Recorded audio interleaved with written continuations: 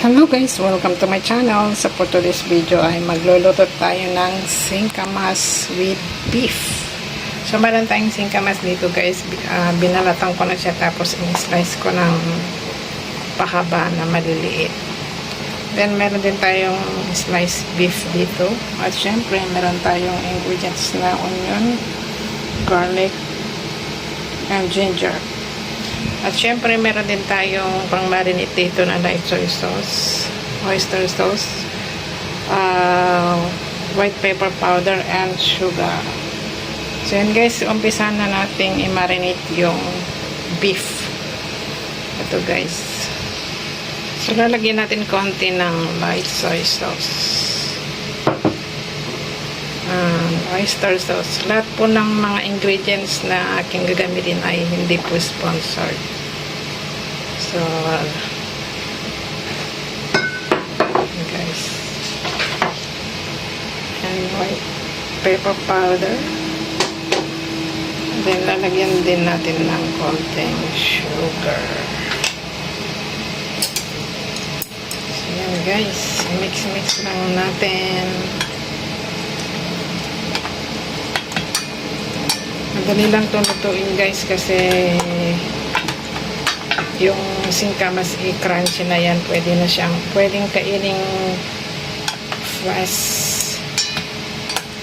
So pag niluto natin guys, huwag na natin masyadong lutuin, dapat crunchy din. So i-stir fry lang natin para meron pa rin crispiness. Ayan guys ang ating ka-ingredients. So, see you later pag mag-fry ako ng singkamas.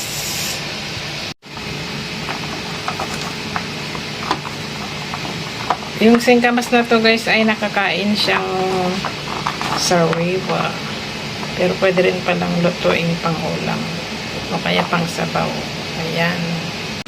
Ayan guys, magluluto na tayo ng singkamas. So, ayan, magluluto tayo ng oil. Maglagay tayo ng isang ginger.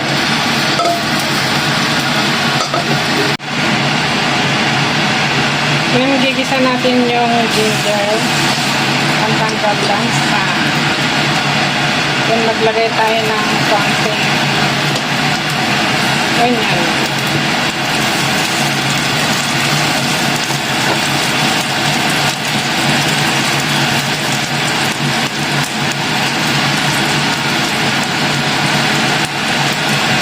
Then, konting garlic.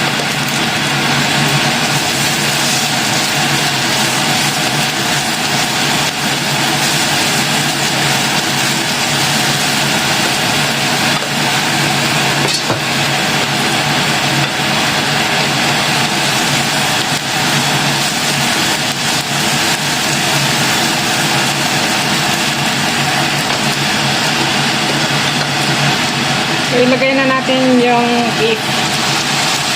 Slice.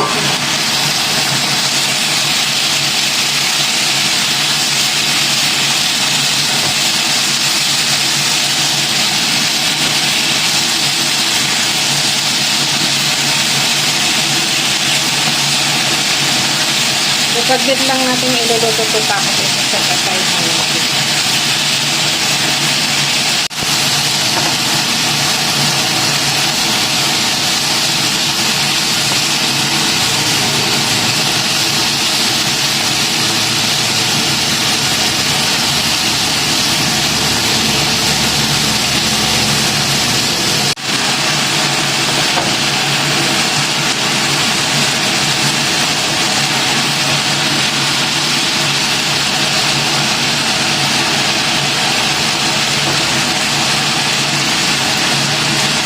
Ayan guys, isi-set aside natin din, iba-fry din natin yung singkamas. I-set aside natin.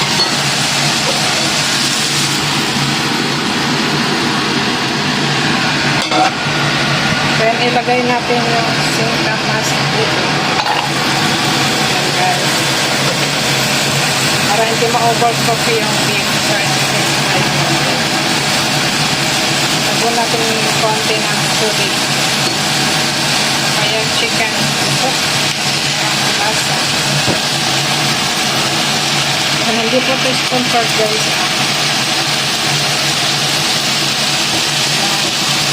Pupulaan lang natin to then saka natin i-mix yung beef. Then okay na. Lalagyan din natin ng konting white pepper powder. O konting salt. For taste.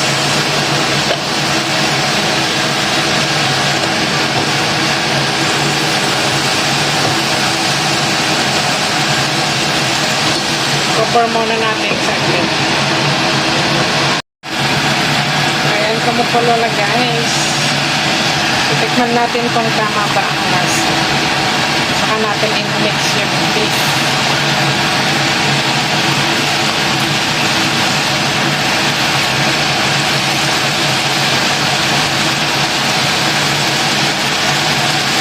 Ang tamis. Tamis ang singkamas guys. Tikman natin ang isa. Sarap.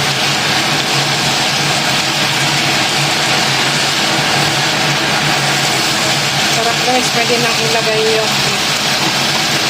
Ilalagay na natin guys.